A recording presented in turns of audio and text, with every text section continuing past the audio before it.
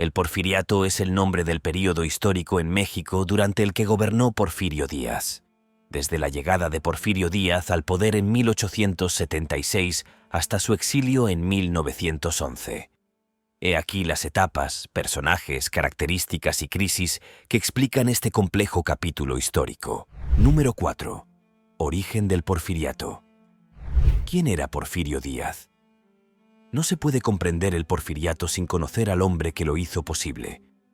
Porfirio Díaz nació en Oaxaca de Juárez en 1830 y antes de ocupar la presidencia destacó por su labor militar. Su participación en la Segunda Intervención Francesa, especialmente con la creación de guerrillas que combatieron a los europeos en el estado de Oaxaca, lo hicieron muy conocido en su país. Igualmente, fue uno de los protagonistas de la recuperación de Ciudad de México por parte del ejército republicano. Sin embargo, el prestigio ganado no le sirvió para ganar las elecciones presidenciales a las que se presentó antes de tomar el poder. Estas derrotas le hicieron levantarse 2 veces en armas contra los gobiernos elegidos. Elecciones de 1867. La caída del emperador Maximiliano hizo que México recuperara su soberanía completa sin interferencias del exterior. Benito Juárez ostentó la presidencia tras la derrota imperial. Las siguientes elecciones fueron convocadas en 1867. Porfirio Díaz decidió presentarse contra Juárez. En ese momento, Díaz era contrario a la reelección presidencial, sin embargo, Juárez venció por amplia mayoría. La derrota afectó al militar, que dejó por un tiempo la vida política. Plan de la Noria. Cuando llegó el momento de las elecciones de 1871, Porfirio Díaz decidió presentarse nuevamente como candidato a la presidencia, decidido a concretar su ambición política y arrebatar el poder a quien consideraba un obstáculo para el progreso de México. Su principal rival, una vez más, fue Benito Juárez, el experimentado líder cuya figura seguía siendo central en la política del país, tras haber guiado a la nación en momentos críticos, como la Guerra de Reforma y la Intervención Francesa. Sin embargo, esta vez la contienda no fue únicamente entre Juárez y Díaz. A ellos se unió un tercer candidato, Sebastián Lerdo de Tejada, un político liberal que había sido estrecho colaborador de Juárez y quien también aspiraba a dirigir los destinos de México. La competencia electoral de 1871 se convirtió en una lucha triangular marcada por intensos debates, rivalidades personales y visiones contrastantes sobre el futuro del país. Mientras Juárez defendía la continuidad de sus políticas reformistas y Lerdo de Tejada buscaba posicionarse como una opción de renovación dentro del liberalismo, Díaz se presentó como el candidato del cambio radical, criticando a sus oponentes por perpetuarse en el poder y acusándolos de alejarse de los ideales democráticos que enarbolaban. Este período marcó el inicio del porfirismo, donde el poder personal y las lealtades jugaron un papel crucial. Durante el mandato, se impulsaron grandes inversiones en infraestructuras como el ferrocarril y el telégrafo y la creación del Banco Nacional de México. Sin embargo, González enfrentó acusaciones de corrupción y la amenaza de una revolución, situación que Díaz intervino para salvar. Elecciones extraordinarias. Cuando la derrota de Díaz parecía inevitable, se produjo la muerte de Benito Juárez. Lerdo de Tejada asumió la presidencia de manera provisional y Porfirio dejó las armas al no tener ya mucho sentido continuar la lucha. De esta forma, se convocaron unas nuevas elecciones en un clima político cargado de tensiones e incertidumbre que reflejaba las divisiones internas del país y las ambiciones de sus principales actores.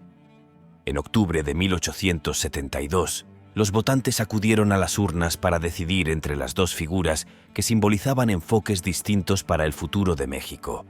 Porfirio Díaz, el carismático militar que prometía un cambio radical y la restauración del orden, y Sebastián Lerdo de Tejada, el experimentado político que representaba la continuidad de los principios liberales establecidos durante la presidencia de Benito Juárez. La campaña electoral estuvo marcada por intensos debates y una polarización creciente entre los partidarios de cada candidato. Mientras Díaz trataba de posicionarse como el líder capaz de romper con las viejas estructuras y traer un nuevo dinamismo al país, Lerdo apelaba a su experiencia y a la necesidad de consolidar los logros alcanzados durante la Reforma Liberal.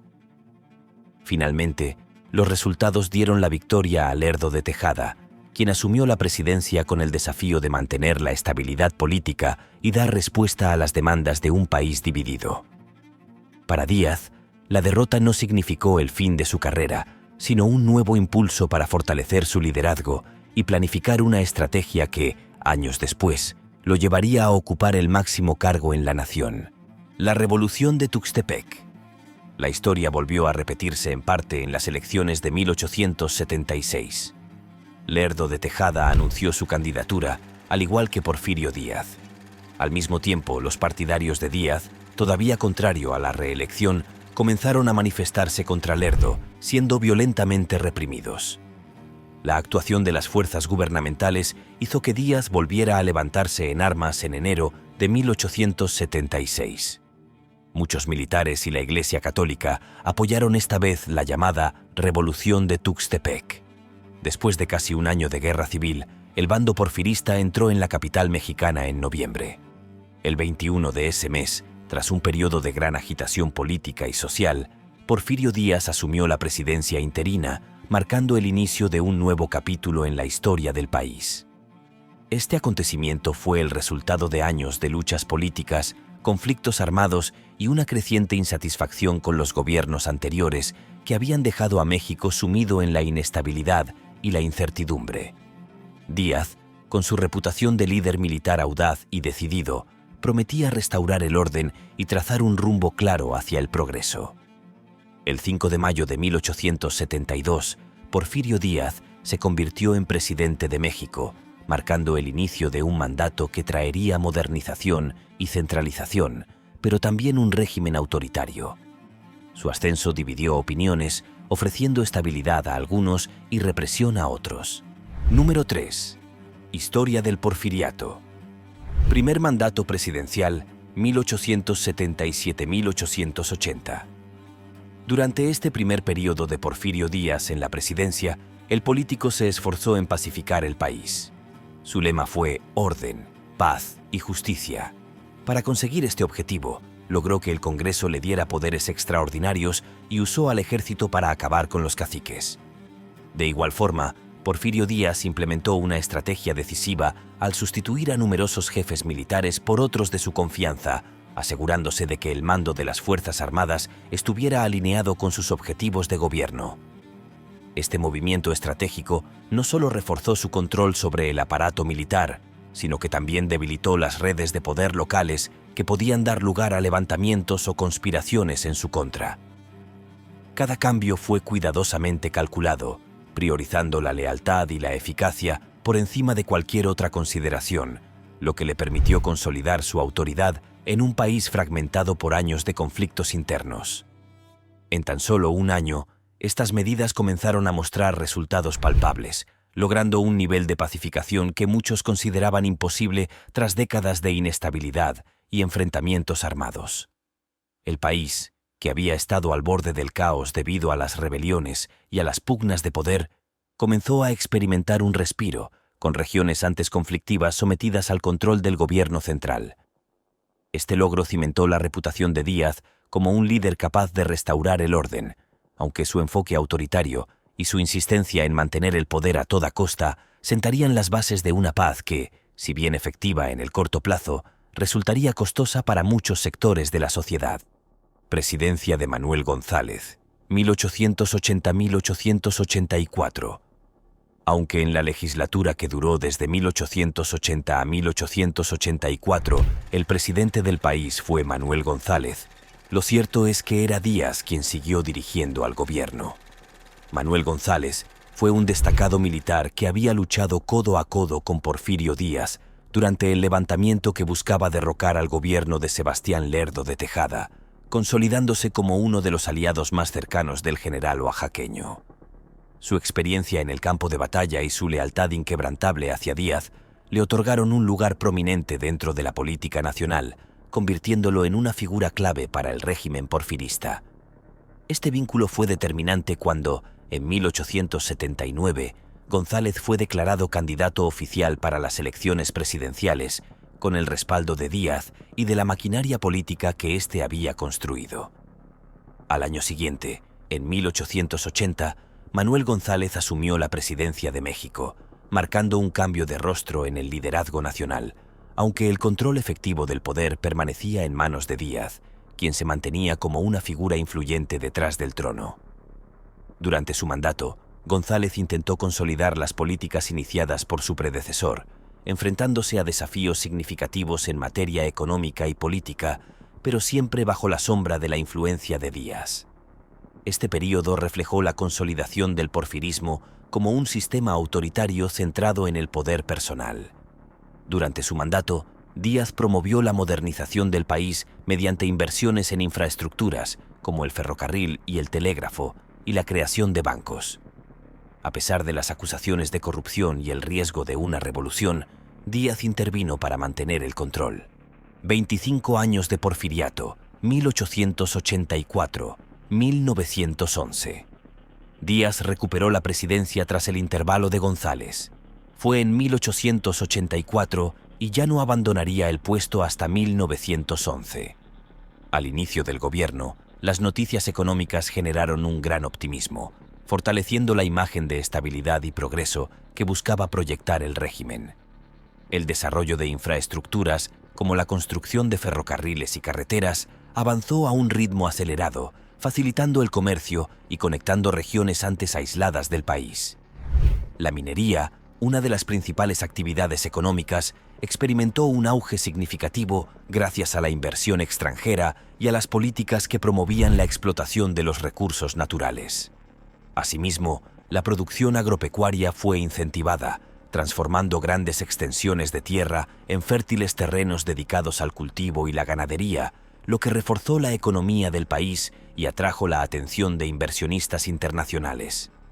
Sin embargo, detrás de este aparente éxito económico, se gestaba un creciente malestar social.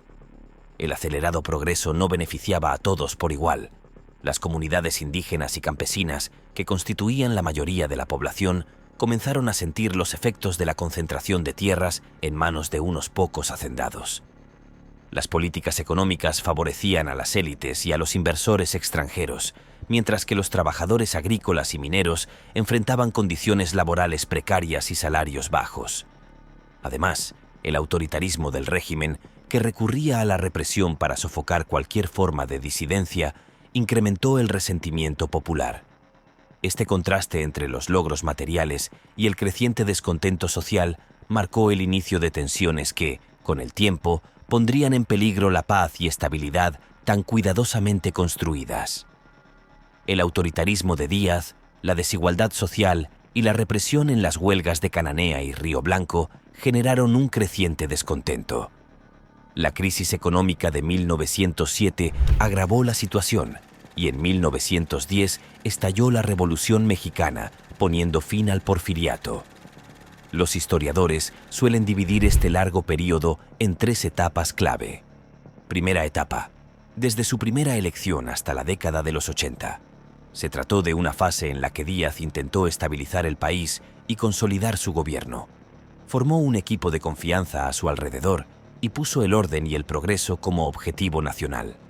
Ese objetivo, la consolidación del poder y la estabilidad del país, no estuvo exento de controversias, ya que durante el porfiriato se implementaron estrategias que, aunque efectivas en términos de control político, fueron ampliamente cuestionadas por su dureza y falta de respeto a los derechos fundamentales. Porfirio Díaz y su régimen no dudaron en recurrir a medidas drásticas, como la censura de medios de comunicación críticos, el encarcelamiento de opositores políticos y la represión violenta de movimientos sociales para mantener el orden y acallar cualquier intento de subversión. La prensa, en particular, sufrió un ataque frontal por parte del gobierno. Periódicos independientes fueron clausurados, periodistas críticos fueron perseguidos e incluso encarcelados, y se instauró un clima de autocensura que sofocó el debate público. Además, la represión no se limitó al ámbito político. Comunidades indígenas y campesinas que se resistían a las políticas de despojo de tierras también fueron objeto de violentas intervenciones militares. Estas acciones, aunque eficaces para consolidar el poder de Díaz, sembraron un profundo resentimiento entre amplios sectores de la población que veían cómo el progreso y la estabilidad se lograban a costa de la libertad y la justicia social. Segunda etapa, el Porfiriato, que duró hasta los primeros años del siglo XX, se centró en la modernización económica, con inversiones extranjeras en minería, agricultura y comercio. El ferrocarril y las comunicaciones avanzaron, pero el autoritarismo de Díaz también creció. Durante el Porfiriato, la represión fue clave para mantener el control. Opositores, periodistas y líderes obreros fueron arrestados, exiliados o silenciados, mientras el régimen usaba las fuerzas del Estado para sofocar cualquier disidencia. Las cárceles se llenaron de voces que exigían reformas y libertad. La represión durante el Porfiriato fue extrema, especialmente contra los yaquis y los huelguistas de Cananea y Río Blanco.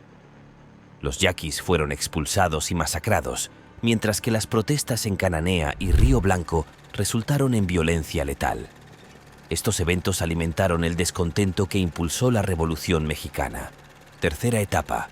Aunque cada vez quedaba menos oposición política y la prensa libre había sido prácticamente silenciada, el descontento social no dejaba de aumentar.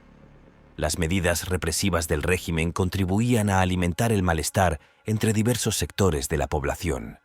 Además, el crecimiento económico, que había sido uno de los pilares fundamentales del Porfiriato, comenzó a ralentizarse debido a diversos factores internos y externos. La falta de una verdadera diversificación de la economía, el agotamiento de algunos sectores productivos y la creciente dependencia de la inversión extranjera comenzaron a hacer mella en el desarrollo nacional. Esto afectó a las distintas capas de la sociedad, desde los campesinos y obreros, que seguían viviendo en condiciones precarias, hasta los pequeños empresarios, quienes se vieron desplazados por el poder creciente de las grandes empresas extranjeras y la oligarquía mexicana. La concentración de la riqueza en manos de unos pocos y la desventaja estructural de la mayoría de la población generaron un malestar generalizado, alimentando la percepción de que las desigualdades sociales y económicas se habían vuelto insostenibles, lo que incrementó aún más el descontento popular y la falta de confianza en el gobierno de Porfirio Díaz. Número 2. Características principales del Porfiriato. Artes. Durante el mandato de Porfirio Díaz, las artes experimentaron un auge dividido en dos períodos. El primero, de 1876 a 1888, estuvo marcado por el nacionalismo, mientras que el segundo, de 1888 a 1911, se inclinó hacia la influencia cultural francesa. La literatura destacó con figuras como Ignacio Manuel Altamirano, quien promovió el estudio de la historia y los idiomas mexicanos, y más tarde introdujo influencias de la literatura francesa, abandonando el nacionalismo literario. Con el modernismo fueron influenciados por el poeta nicaragüense Rubén Darío, quien proponía libertad artística bajo el cumplimiento de ciertas reglas. De esta forma, los autores se inclinaron hacia el sentimentalismo. En las artes visuales de la época, destacó el pintor José María Velasco, quien dedicó la mayoría de su labor como pintor al paisajismo, retratando el Valle de México, haciendas, volcanes y personajes de la sociedad mexicana. Durante el Porfiriato, el teatro chico mexicano, de carácter popular y nacionalista, surgió como respuesta a la comercialización del teatro. Este género se desarrolló principalmente en dos espacios: el teatro culto, dirigido a las clases altas y medias, y el teatro popular, destinado a la clase trabajadora, reflejando así las diferencias sociales y culturales de la época. Educación. En el Porfiriato imperaba en México la filosofía positivista. De esta manera se dio gran importancia al estudio de la historia. El gobierno de Porfirio Díaz necesitaba lograr la unión nacional debido a que aún existían grupos conservadores. Así, el Ministerio de Instrucción Pública usó la historia patria para lograr este fin, dándole gran importancia a la segunda intervención francesa. Se inauguró en 1887 la exhibición de monolitos prehispánicos en el Museo Nacional. Economía. Cuando Porfirio Díaz llegó al poder, heredó deudas considerables nacionales y con el extranjero, además de una hacienda pública en quiebra. Por ello, Los ministros de Hacienda realizaron acciones para el arreglo de las finanzas, creación de nuevos impuestos que no obstaculizan el comercio, mayor control de ingresos o reducción del gasto público, entre otras. La administración de los recursos del país se hacía con participación pública y privada. En 1882 surgió el Banco Nacional de México, como resultado de la unión del Banco Mercantil Mexicano y el Banco Nacional Mexicano. En este banco se recaudaban impuestos, se encargaban de la tesorería general y otorgaba préstamos al gobierno. El objetivo era que México ingresase a la economía internacional como exportador de productos agrícolas o minerales. De esta forma, México se convirtió en un exportador importante de materias primas y se produjo en el país la primera revolución industrial. Número 1. Sociedad durante el Porfiriato. La principal característica de la sociedad mexicana durante el Porfiriato fue la profunda desigualdad que había en su seno. La estabilidad económica fue lograda, pero a costa de dejar a buena parte de la población atrás y de la supresión de la libertad. Por una parte, Ciudad de México se consolidó como el centro cultural y político del país. Grandes obras arquitectónicas empezaron a aparecer y la alta sociedad disfrutaba de la cultura. En contraparte, los trabajadores nunca notaron la mejora económica. La explotación laboral era la norma, ya fuera en las fábricas o en las haciendas. Lo que ganaban casi no bastaba para sobrevivir. Un cálculo aproximado cifra en 86.000 obreros solo en el ámbito industrial y minero. Y por último, los pueblos indígenas también vieron disminuidos sus derechos. Parte de sus tierras les fueron arrebatadas y fueron vendidas a capitales extranjeros. Gobierno de Porfirio Díaz. El largo gobierno de Porfirio Díaz afectó a todos los ámbitos sociales, económicos y políticos. Desde la educación hasta las relaciones con la Iglesia se vieron afectadas por las características propias del Porfiriato. La mejora económica en los primeros años del Porfiriato fueron evidentes. El país llegó a conseguir superávit y a saldar la deuda con los EE.U. Igualmente, se procedió a una industrialización que dejó en segundo plano a la agricultura. El precio a pagar fue la desigualdad social y la pérdida de derechos laborales. Los trabajadores de las haciendas o de la industria minera tenían sueldos muy bajos, así como largas jornadas interminables. Además, parte de las nuevas industrias y de las tierras pasaron a manos extranjeras.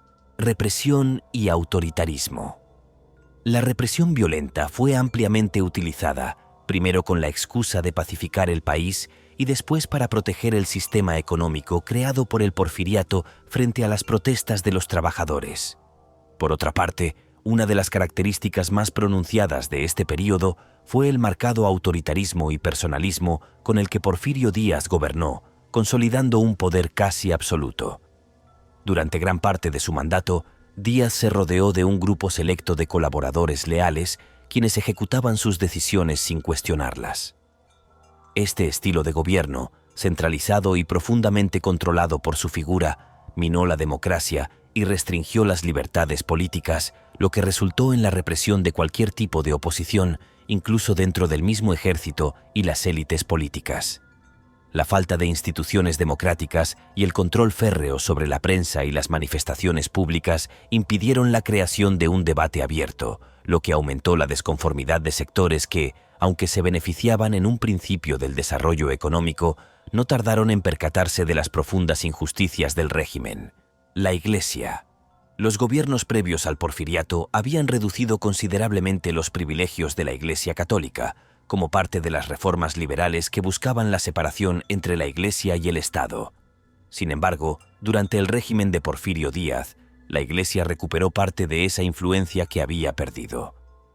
Aunque el gobierno de Díaz no restauró completamente los antiguos privilegios de la Iglesia, permitió que esta institución volviera a tener una notable presencia en la vida política, social y cultural del país. El Porfiriato adoptó una postura más conciliadora con la Iglesia, buscando su apoyo en su afán por estabilizar el país y ganarse el respaldo de sectores conservadores. Esto resultó en una cierta colaboración entre la Iglesia y el gobierno, lo que, en algunos casos, favoreció el crecimiento de la institución en términos de influencia y poder, a la vez que consolidaba la jerarquía social y los valores tradicionales. Uno de los aspectos más importantes fue la posibilidad de obtener diezmos. Los pequeños propietarios fueron los más afectados por ese pago obligatorio a la Iglesia. Educación y cultura. La educación y la cultura en México durante el Porfiriato experimentaron transformaciones importantes, influenciadas por las ideas liberales y positivistas que promovía el gobierno de Porfirio Díaz. Estos cambios fueron impulsados por el deseo de modernizar el país, adaptándose a las tendencias científicas y tecnológicas de la época. La filosofía positivista, que defendía la ciencia y el orden como elementos fundamentales para el progreso, se convirtió en la base de las políticas educativas.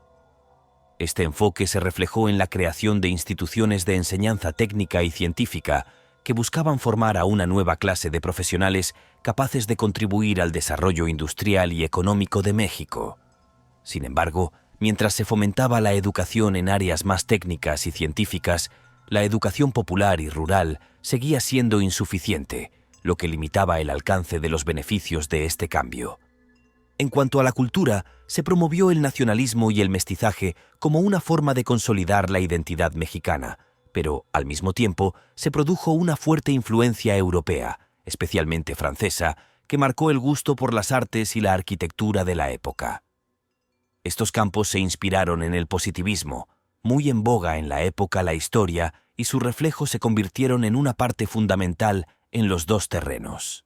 Crisis. A principios del siglo XX, el porfiriato comenzó a dar señales claras de agotamiento. La estabilidad que había logrado Porfirio Díaz en sus primeros años de gobierno se fue erosionando por el creciente malestar social, económico y político. A medida que el país experimentaba una desaceleración económica, las tensiones sociales aumentaban y las promesas de modernización y prosperidad no parecían cumplirse para la mayoría de la población. Mientras las grandes haciendas, las empresas extranjeras y los terratenientes se beneficiaban de la expansión económica, los campesinos y obreros sufrían condiciones de vida precarias, lo que incrementó el descontento. Además, las políticas represivas del régimen, la falta de democracia y la continua centralización del poder en las manos de Díaz contribuyeron a un clima de creciente frustración. En ese contexto, los sectores de la sociedad que se sentían excluidos o marginados comenzaron a buscar alternativas, lo que generó un ambiente propicio para la oposición y la rebelión. El presidente pareció dar muestras de aceptar unas elecciones democráticas. Así, en una célebre entrevista con el periodista estadounidense James Grillman, concedida en 1908, Yu Sand afirmó que para las elecciones de 1910 era posible que se permitiera participar a algún partido de la oposición. Estas palabras animaron a los contrarios al régimen y comenzaron a aparecer movimientos políticos para construirse en partidos. Francisco I. Madero. Entre los opositores más destacados al régimen de Porfirio Díaz se encontraba Francisco Ignacio Madero, un joven empresario y político que se erigió como la figura principal del movimiento antiporfiriato. Madero, convencido de que el país necesitaba un cambio radical para restaurar la democracia y la justicia social, presentó su candidatura a la presidencia a principios de 1910. Su propuesta, que abogaba por la no reelección y por un gobierno más justo y participativo, resonó con una gran parte de la población que ya estaba cansada del autoritarismo y la falta de libertades políticas. Su campaña fue un auténtico éxito, pues supo conectar con los sectores más amplios de la sociedad mexicana, desde los campesinos hasta los intelectuales, quienes veían en él la oportunidad de un nuevo comienzo para el país. Sin embargo, a pesar de la victoria electoral, la manipulación y la represión del régimen de Díaz impidieron su acceso inmediato al poder, lo que desencadenó un conflicto abierto y, finalmente, la Revolución Mexicana. Sin embargo, las palabras de Díaz no fueron más que un espejismo. Cuando el gobierno se dio cuenta de que Madero podía ser un rival muy difícil, empezó a arrestar a sus partidarios y finalmente al propio candidato. Elecciones. Con el clima político cada vez más tenso y una creciente presión social, Porfirio Díaz, una vez más, se presentó como candidato en las elecciones de 1910. Aunque la mayoría de la población, alentada por el discurso de Francisco I. Madero, esperaba un cambio de gobierno, el régimen porfirista manipuló el proceso electoral, asegurando su victoria mediante fraude y represión. Ante esta situación, Madero, al ver que sus esfuerzos por acceder al poder eran en vano y tras ser perseguido por el régimen, se vio obligado a exiliarse en los Estados Unidos. Desde allí, Madero aprovechó su nueva plataforma para lanzar un llamado a la rebelión, convocando al pueblo mexicano a levantarse contra la tiranía de Díaz. Fue entonces cuando, el 5 de octubre de 1910, proclamó el histórico Plan de San Luis, en el cual denunciaba las fraudulentas elecciones y planteaba la lucha armada para restaurar la democracia en México. Este manifiesto se convirtió en el motor de la Revolución Mexicana, un movimiento que rápidamente ganó adeptos y que marcaría el comienzo del fin del porfiriato. En su proclama, desconoce a Díaz como presidente y anima a los mexicanos a levantarse contra él. La fecha elegida para el inicio de la revuelta fue el 20 de noviembre. Fin del porfiriato. Las autoridades del gobierno de Porfirio Díaz respondieron con una brutal represión al lanzamiento del Plan de San Luis, movilizando sus fuerzas de seguridad para sofocar el levantamiento en sus primeras fases.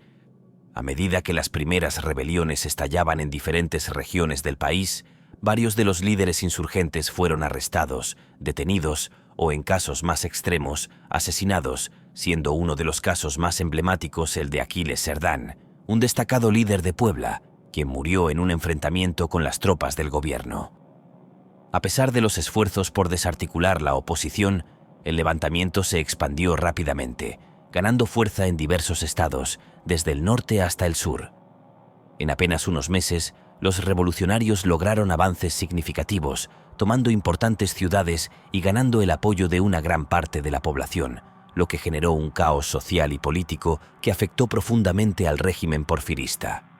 La fuerza del movimiento revolucionario dejó claro que el porfiriato ya no tenía el control absoluto que alguna vez ostentó.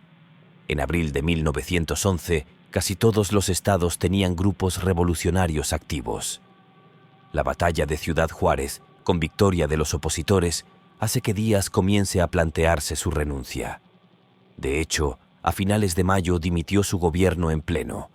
Por fin, el 25 de mayo, con más de 1000 personas manifestándose, la Cámara de Representantes aprobó la renuncia del presidente, que acabó teniéndose que exiliar. El porfiriato había terminado y comenzaba la Revolución Mexicana.